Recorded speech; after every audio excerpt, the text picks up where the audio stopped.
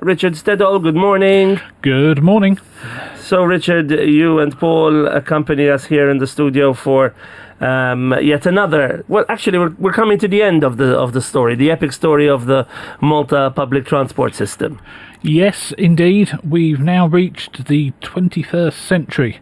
Although what we are going to do today is, whilst we're looking at the last sort of 20-21 years, we're going to kind of skip over what happened in 2011 when all the old buses stopped and Arriva took over. Because what we're going to do is on Friday, we will have a special guest who is someone who drove and owned buses for many, many years.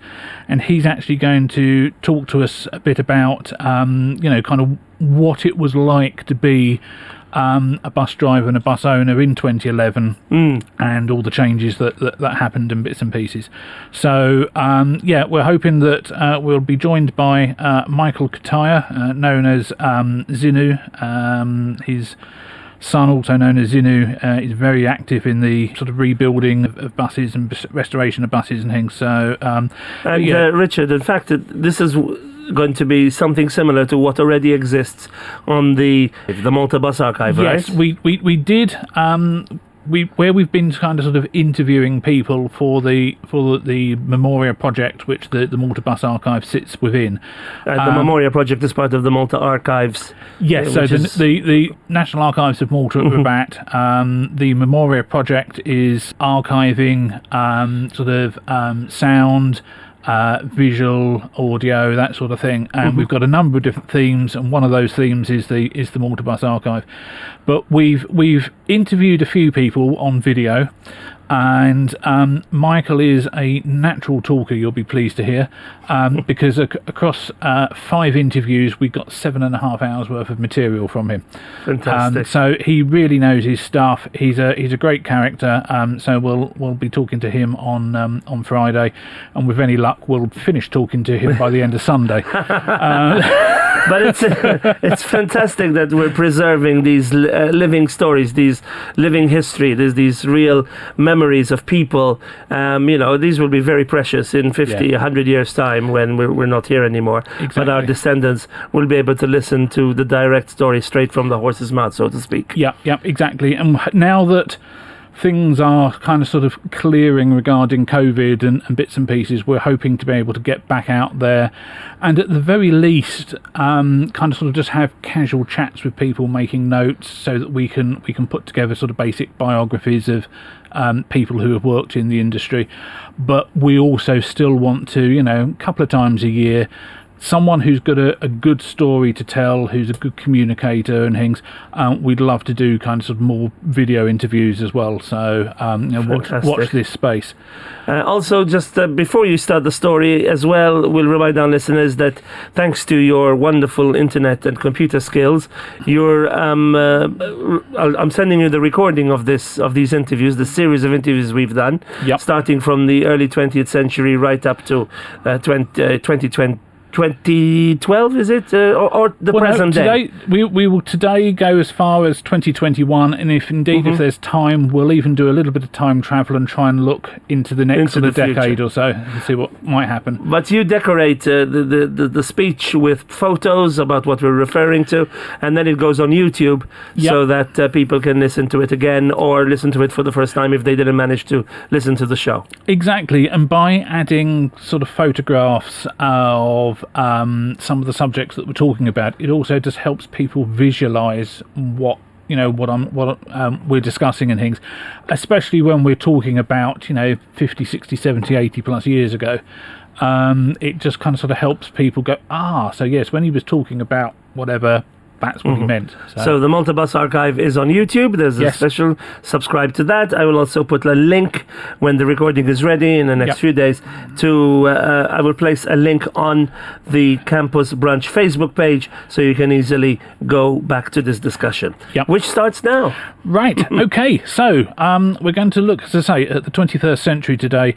Rather than sort of go through in any particular detail, primarily what I'm going to do is just sort of pick a few key events that have happened over the last sort of 20 years, and we'll see how far we get down. I suppose the biggest thing that probably happened in the early years of the 21st century was around about 2003 when we started to get a large number of modern low-floor buses arrived, replacing in the end around about a third of the fleet. So you've got to remember that roughly a third of the fleet had been replaced in the 80s with all these British imports. A further third roughly was replaced in sort of 2003, 2004. So that by the time we got to 2011, we had roughly a three-way split of traditional Maltese buses, the British imports that arrived in the 80s, and then the low-floor buses. These low-floor buses came from a variety of locations. The largest sort of single number were the Chinese-built King Longs, but there were also the Turkish-built BMCs.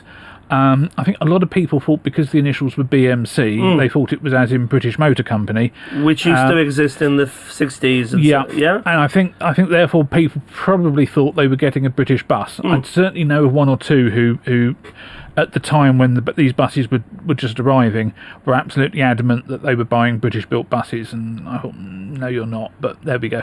But the Turkish company has a slight connection to the British BMC company. Yeah, I think there might have been some connection there somewhere. If I'm not mistaken, the Turkish company was like the company we had in Malta, Paul, that used to build British cars under license. You know, they'd send the parts from the UK and they'd build them from kits, the Triumphs, and they had the same operation in Turkey. And then eventually, the Turkish company retained the rights to use the name, I think. It's a Turkish company. Yeah, it's a bit like in India. You've got these days a very large and successful company called Ashok Leyland. And they started off just like that. It was a joint venture between Leyland of the UK and a company in India building bus chassis, building truck chassis and all that sort of thing. And in the end, when they were sold off and things, they retained in fact, not only did they get to retain the name, there was a round symbol with an L in it for Leyland. They even got to keep that. So these days, long after the actual company in the UK had dissolved and gone into history down the plug hole. Indeed. So but one of the key kind of sort of sources of these modern low-floor buses was local company Scarniff, who are based on the industrial estate in just on the edge of Lure. And they had been they'd been rebuilding and refurbishing buses in the 90s. They had built some minibuses, they had built some coaches in the late 90s, and then in around about 2003, 2004, they built around about 9 or 10, I think, low-floor buses. 2 on Volvo chassis, the remainder on MAN. And, it was nice to see that actually that Maltese art of building brand new buses hadn't been completely lost. Oh, well.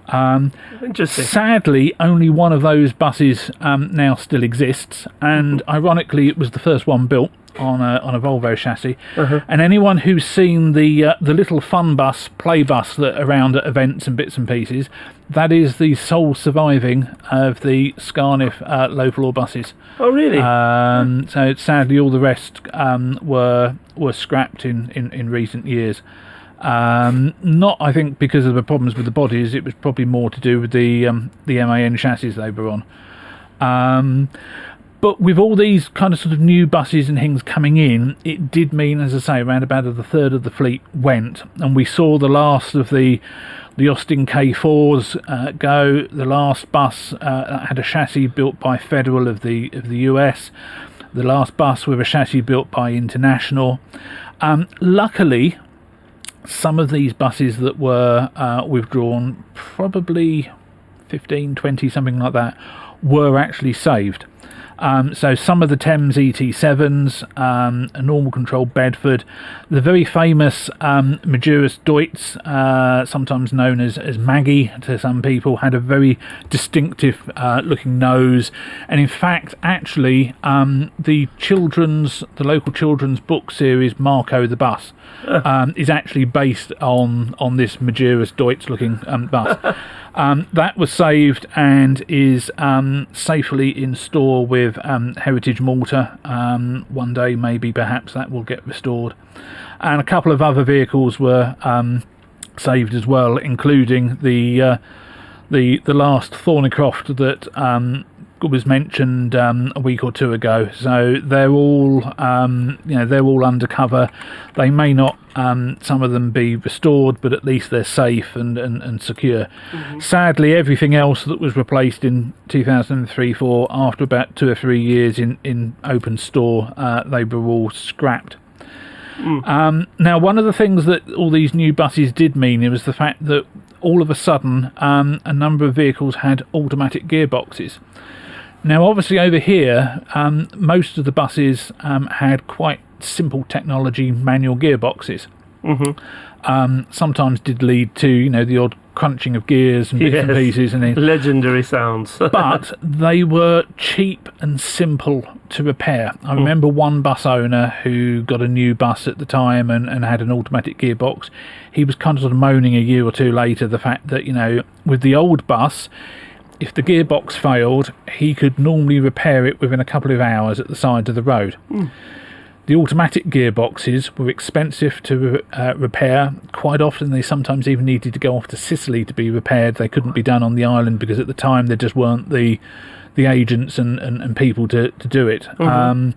So yeah, it was something that, in fact, probably about 2/3 of the King Longs that came from China were actually built with manual gearboxes new. It was an option that, and it was a cheaper option as well. But everything else that was new at the time was just automatic gearboxes. Something else that happened, kind of sort of in the way of kind of electrifying technology and bits and pieces, was the mid to late 2000s. I forgot to look up the date. It was only as I was coming here on the bus this morning that I suddenly remembered. But we saw the replacement of the traditional paper tickets, bus tickets, that the drivers and prior to that the conductors would have given out, with these red electronic ticket machines by Almax, which printed on thermal paper and things. It meant that, in theory, the authorities could track a lot more, sort of passengers and what tickets were being sold and that sort of thing, if the machines were programmed correctly at the start of the day, which I understand they weren't always. So, but it was yet another kind of sort of progress and going into the 21st. Passage, that sort of thing. So those old tickets bring a lot of nostalgia. You see them, pictures of them popping up on Facebook quite often. Iconic tickets with like the price on the front, and maybe some advertisement on the back, and like some of them go back to the time when like a very short journey cost 3 cents 5 mils. And the driver would never give you the 5 mils if you gave them 4 cents. In fact, I had a little personal joke, which was a very stupid dad joke, but I always refer to Bitcoin as the 5 mils the bus driver never gave you back. with a bit of a coin. Yes. When you gave them 4 cents. But all of this kind of led into around about 2008. Some international consultants were brought in to start work on identifying a kind of sort of bus system for the future. They were initially looking at some really quite radical change to the system.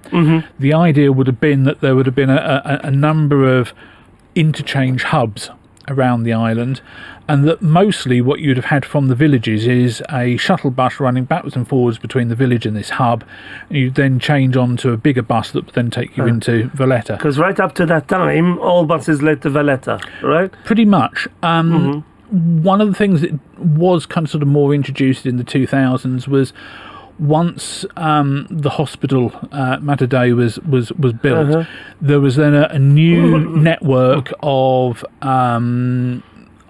bus services that came from all over the island to the university and the hospital. And direct services running roughly every hour. And some of them would pass via St. Luke's, the old hospital as well. Yes. And there was also the introduction, or I don't know how far back it goes, but there was a bus between Slima and St. Paul's Bay, Bujiba, I think. For a while. So that's just it. You so not all buses led to Valletta, you're right. You're right. There were, and they'd started at least in probably the 80s, I should think. There were the direct services mainly aimed at tourists, so they charged higher fares. And yes, the idea of things like from Slima along the north coast to Bujiba, one from Slima along to the ferry terminal, Slima across the island to Golden Bay. Oh yes. Especially popular on a Sunday was kind of sort of Bujiba down to Marshalock for the market. And I think those buses would usually have a three-digit number. Yes. Rather than a two-digit number, which would be the normal ones that were between the village and Valletta. Correct. Yep. That's just it. And again, as I say, most of them charged much higher fares and things. Relatively. And it would be 50 cents instead of 20 or something like that, right? That's just it. So it was sometimes. And sorry to interrupt, Richard, but all these memories are now flooding back. And right up to the 2000s, there were night buses, regular night buses, right? They used to, because buses used to stop at 11 or half 11-ish up to the 90s. And then they started to introduce night buses slowly? Yes, again, I think it was probably something in the 2000s. I stand to be corrected, and I'm sure if someone will contact us if I'm wrong, but I think that was something that was primarily, and again, it was kind of sort of focused on St. Julian's and Patcherville and things. Yes. Initially, I think it was primarily kind of sort of from there, just back through Slima towards Valletta, but there was then a push to run services certainly up the coast towards Bujiba. But very few. Yeah, it was sort of Friday nights and Saturday nights primarily, and just a couple of buses. But I definitely remember, at least up to the 90s, sort of going to Valletta to watch a movie or something and having to rush to catch the last bus at 10:30 or something, or even St. Julian's, have to be home by 11, so and the last bus would be 11:15, so I'd catch that one, and if I missed it, oh dear. yes, exactly. So but as I say, these consultants started doing their work. One of the things that didn't help is I've kind of sort of read one of the reports that was written at the time and submitted to the government. A number of exercises were done to monitor the number of passengers that we use in the buses and who was, what sections of route were busier than others and things. But looking at the dates that these exercises were carried out, they were done in the middle of the winter. So, of course, there was virtually no tourists around. So they were saying that, certain routes, we can't see why this route exists. There's nobody using it. And I'm kind of sort of reading this report screaming, that's because it's the middle of the winter. There's no tourists here. If you were back 9 months of the year, these services are absolutely rammed full. But of course, these consultants didn't understand that. So, but what it all led to was obviously the changes that happened on the 2nd of July, which we'll talk about in more detail on Friday. On Friday. Yeah. 2nd of July, 10 years ago. Indeed. Yeah. The other thing that happened kind of sort of in the late part of the first decade of the 21st century, and we touched upon this last week, was the start of the open-top bus tours on Malta. Indeed. At long last, after the vehicles had been in store for sort of 15 plus years. And those services have obviously sort of grown considerably over the last sort of 14, 15 years. We've still got basically the two operators, Malta Sightseeing, operated by Supreme Travel in Zaytun, and City Sightseeing. Now, originally that was the franchise sat with sort of Garden of Eden, with Captain Morgan involved as well. And over the years, there's been a few operators have kind of come in as partners, supplying one or two open top buses and things.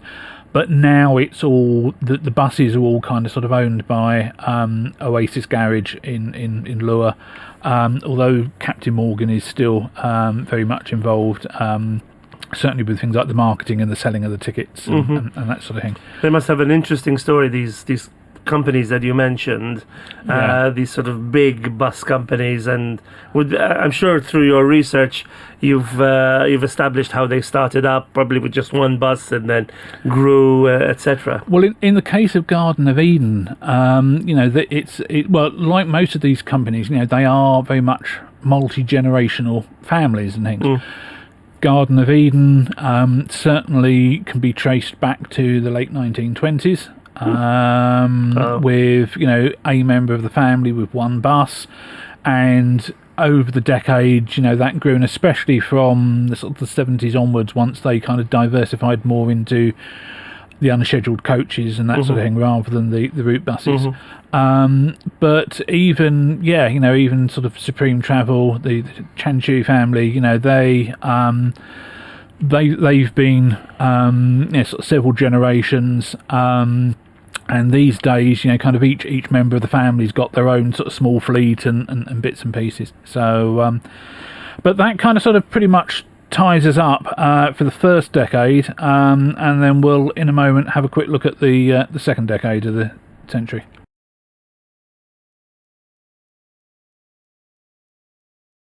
Fantastic. So Richard Stedall is talking to us about his research in the field of the Malta transport system, the Malta buses going back.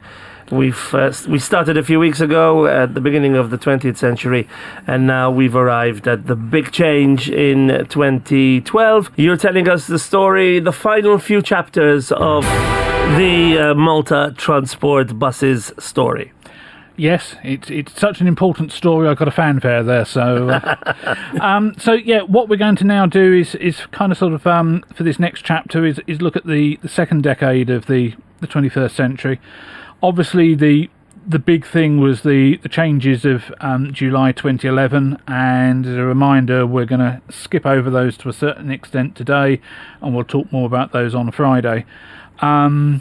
But kind of some of the events that did happen. 2013, there had been a growing fleet of the Mercedes-Benz articulated buses, or bendy buses as people tended to call them. But they were suddenly withdrawn en masse in the middle of 2013 following a couple of fires. And a speech in Parliament, in British Parliament by Boris Johnson, saying that we got rid of our buses, send them to Malta or something of the sort. Yeah, that didn't help. They were in the end they were kind of sort of withdrawn twice during their years, purely for political reasons. But they were then stored, they were sold on and stored, and they were not finally scrapped, or the last ones weren't finally scrapped until about 3-4 years ago. But what it did mean was that between 2011 and 2014, there were several periods where Arriva and then the government-owned MPT found themselves desperately short of buses, and that's when we saw a number of the secondary routes, the hospital routes, that sort of thing, being covered by private coaches and minibuses running on behalf of Arriva and then MPT. So following the fiasco with the bendy buses and bits and pieces, Arriva decided they'd had enough, and at the beginning of January 2014, they handed the operation back over to the government, who set up Malta Public Transport to run the buses. For the first year, that was owned by the government, and then from 2015, there was a new franchise awarded to a Spanish-based company, and they kept the MPT name, but they introduced the green and white livery that we see today. And at that point, the use of private buses and coaches ceased, And what they did was they bought in some extra buses on extended hire from dealers in the UK until they could get more new buses of their own. The other thing was, talking of sort of technology a little earlier, that year was the year that the Talinea card was introduced, which obviously made boarding a lot quicker and easier. You look now at all these people sort of getting on buses, and you kind of sort of think back, even just, kind of sort of 10 years ago, at everybody getting on, slowly paying by cash, trying to go and get change, tourists not understanding what the currency was, and bits and pieces, and it sometimes used to take forever to load buses and things.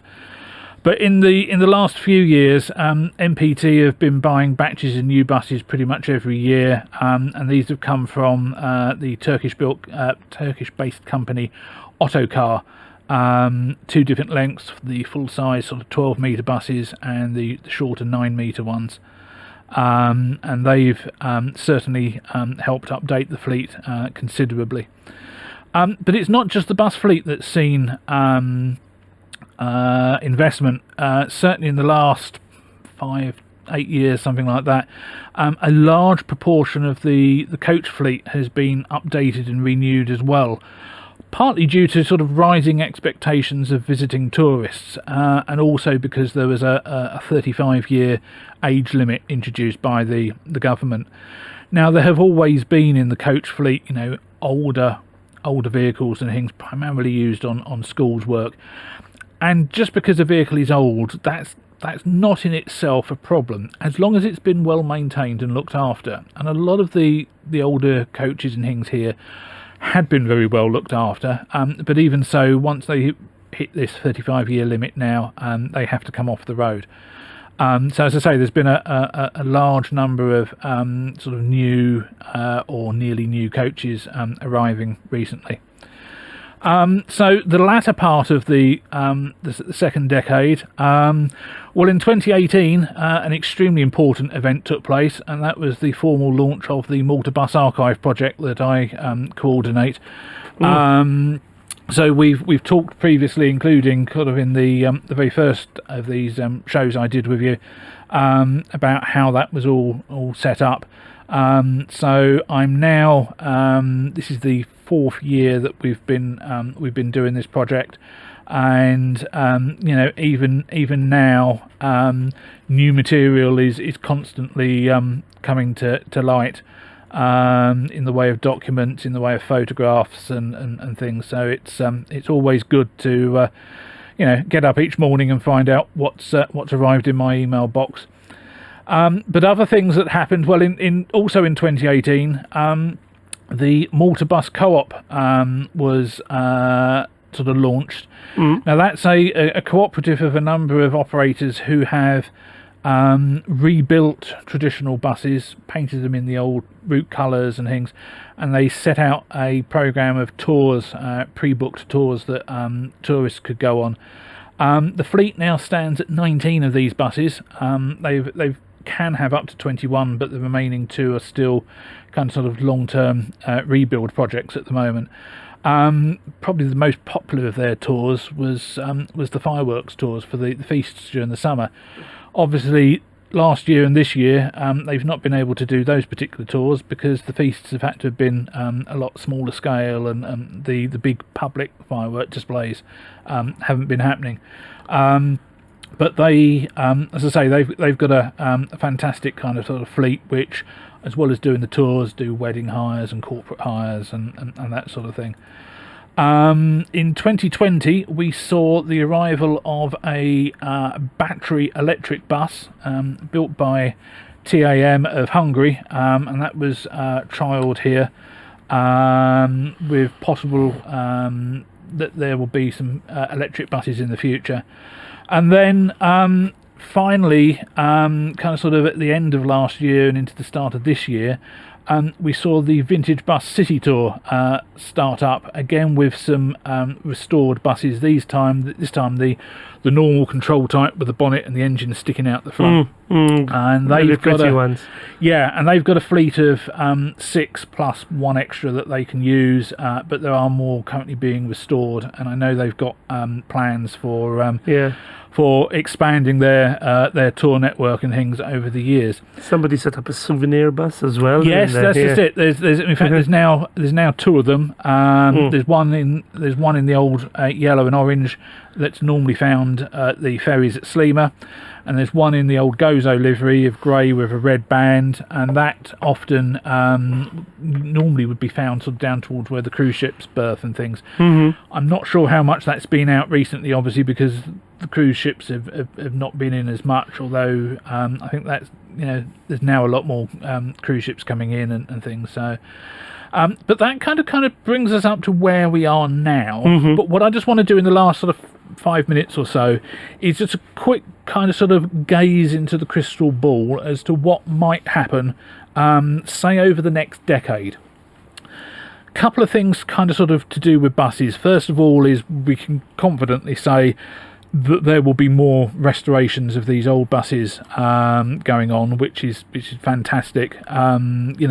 The more of these that we can see, either those that are licensed for use on tours, or even just those that are privately owned and are effectively privately preserved vehicles. Not just locally. I mean, there's a couple of Maltese buses that ended up in museums abroad, didn't they? Yes. And recently we saw that British television program where that British comedian bought a bus from Malta and took it for some camping thing.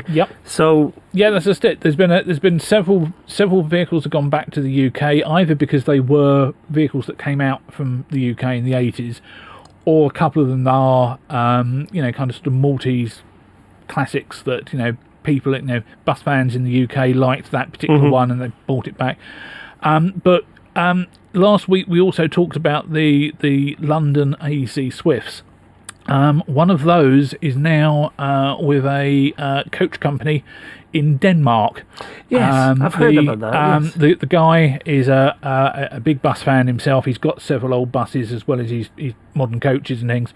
And yes, he got this AEC Swift here restored, fully painted back into the yellow livery again, and it's now with him in Denmark. Bus wise, well, we've talked about in the past the autonomous bus trials, which look as though they're going to take part next year.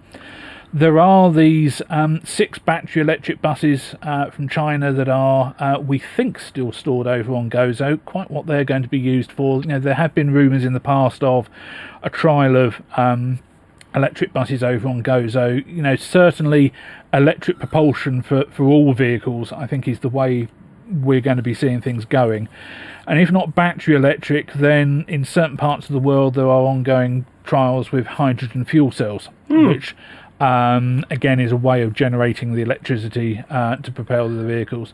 Indeed, and much cleaner as well. Yes, all that comes out the tailpipe of that is literally water vapour. It's steam. So but it's a case of public transport as a whole potentially could go full circle, in as much of the fact that before the buses there were the trams and there was the railway. Yes. And obviously there have been kind of constant reports backwards and forwards over it, and that sort of thing. Proposals. Looking at possibility of a modern day tramway, a subway, underground railway, or a raised monorail. Now obviously that's kind of sort of outside my area of expertise, but it just so happens that we have sat next to me Paul. So maybe Paul, if you would want to sort of comment on where you think the future could we see the return of rail-based public transport in Malta. We have 5 minutes, Paul.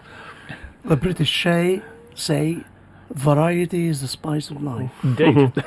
So why not consider everything? The underground system, yes, that would be very, very efficient for daily commuters who have to travel to work. If there's a service from A to Valletta, or B, C, D, and all go to Valletta, that would be the ideal thing. How many people still work in Valletta? If we can eliminate private cars from the roads every day and provide good transport service, Because this is the concept of it all. Why do Maltese people, they go to work, everybody goes in with his own car?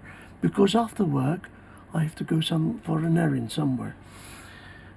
Because I want to have the car next to my office, just in case something happens. I don't want to get stuck in traffic on a bus. Having said that, there's been a big push by the authorities for sea-based transport. A lot of the travel in the three cities harbour area, and also the Slima, the Marsamxed ferry, had been reintroduced quite a long time ago, and it's quite successful. So a lot of people have gone off the roads if they work in Valletta from sort of the Slima area, and also the three cities. I know someone personally who from Bormla crosses over every day to Valletta where she works and uses the ferry. And now they're introducing ferries, I think, along the open sea. I mean, not just the Gozo fast ferry ones, but even between points so our authorities, and obviously we're not talking about parties here, but the authorities in general, are sort of starting to think about alternative modes of transport. Yes. So maybe in the next 10 years we'll see. But this is all very good. It is excellent thinking. But you have to remember that people have to travel from their homes to the ferries. Mm-hmm. And most probably they're going with their own car. Yes. So they need parking space. Mm-hmm. You need to set up a parking area. Yes. And it's got to be substantial. Yeah. It's all chain reaction. It's all chain work. Transportation. If you don't have a good enough bus service all round, then people will still need to use the private transport from their home to a particular. This is like park and ride. Yeah. If there's a good park and ride system, it's not just the parking that has to be good. It is also the link between the parking and a central place. Ideally, for the size of Malta, the tram should be considered. The what? The tram. The tram, yes. It's excellent. I mean, you go to most towns and villages in Europe. Go to Switzerland, and you see them all there. Yes. In London, in UK, you don't get so much trams nowadays, because the underground system is so efficient. Yeah. And it goes. I mean, the tram travels through the streets, all along the streets, whilst the underground is traveling the same way, mainly underneath the streets, and you just climb up, go up to the street, to the center of the city, of the village, of the place. What we know for sure, though, as of 2021, there is no fixed plan or even a sort of declaration that it is going to be looked into for the establishment of an underground system, a tram system, or a monorail system or anything. No. At the moment, the things being discussed are still the Gozo Tunnel, which has been established. It will be, if it happens, it will be a tunnel, not a bridge. But and the sea, using the Seymour to use for between points on the coast. But although we think it's a very good idea and it should be looked into, I don't think there is actually a firm commitment.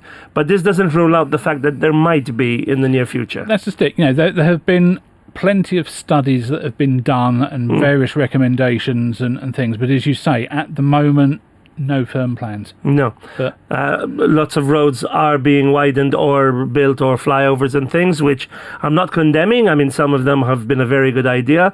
Some others I have my reservations because they've just led to bottlenecks elsewhere. Yes. But obviously some of those roads needed to be widened and they are working very well. But I don't think that widening roads and building roads is going to be the long-term solution. I don't think it is anywhere in the world. No. As you say, what we need is a efficient and cheap public transport system, coordinated public transport system, so that people can easily go from ferry to bus to, you know, if it ever gets built, underground railway or tram or whatever, so that people can use, a bit like in London and that sort of thing, one ticket is then valid on all the. Yes. And in fact, you're seeing that already on the two different fast ferry services that have now recently started. The cheapest fares are to actually use your Talinia card. Yes. So the fact that and you could already use your Talinia card on the two Cross-harbour ferry services. You can use it to hire the electric bikes and things. So it's already kind of sort of heading in that direction. Yes. Progress is being made. Yeah. Yes, we didn't mention the bicycles. You're right. Very good point, Richard. There are efforts to introduce these sort of electric bikes that you can rent and. Although having seen what the state of the roads are like in some places and the state of the driving in some places, you won't catch me on a bike over here, I'm afraid. Unfortunately. He doesn't have the guts to. Gentlemen, we have 2.5 minutes left. Anything to conclude? Well, one final thing I've got here, which I'm hoping might happen in the next decade, but I'm not holding my breath. And that's the building and establishment of a bus or transport museum. Oh, would be nice. Now, there's you talk to people and everybody says, fantastic idea, because it would be really, really popular with the tourists, really popular with the locals, and I think very popular with school parties and things from an educational point of view. But the problem is always who's going to fund it. Yeah. There seems to be no interest from the government, from Heritage Malta or anybody like that to actually fund it. They're going to go, no, it needs to be done privately. Yeah. But nobody in the private sector seems to want to do it. But, that is my big dream. Maybe you can be the conduit to bring them all together and they all put their hands in their pockets. If I can win a few million euros on the lottery, then yes, I'll set it up myself. But, Richard and Paul, we're going to be talking. You'd like to say something, Paul? Just to conclude, I agree totally with what Richard has just said. As a matter of fact, we have been struggling to open up the Railway Museum. Fortunately, on this island, there are dedicated people like who set up, like Ray Polidano and his team. They opened up an aviation museum. There is a small car museum. There's a small car museum. Which the recently departed Carol Galia left us. If we can all get together and pull our resources together. Actually, there is the start of a transport museum. I had originally the idea of using Yellow Garage as a transport museum, but Mr. Speaker decided to have an archives for the Parliament, and a bar for the MPs. Yes, so that unfortunately that idea had to be shut down. But maybe we'll find somewhere else. We can still look into the future. Indeed. Let's look forward. Paul Galia and Richard Stedall will be back here on Friday to conclude this big saga.